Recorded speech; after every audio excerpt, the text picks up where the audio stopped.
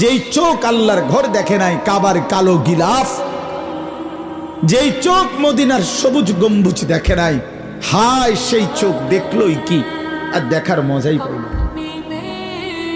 জীবনে দেখার স্বাদ পাইল কি? কালো গিলাফই দেখে নাই তো দেখলো কিসে? নিয়ত করেন ইনশাআল্লাহ মালিকের ঘর দেখবেন, বলেন ইনশাআল্লাহ। রাসূলুল্লাহর রওজার সামনে দাঁড়াবেন, বলেন ইনশাআল্লাহ। হ্যাঁ, নিয়ত করে দিল থেকে চাইতে হবে, দিল থেকে চাইতে হবে। আল্লাহ তৌফিক দেবে। আপনি চাইতে হবে, হক আদায় করে চাওয়ার মতো চাইতে হবে।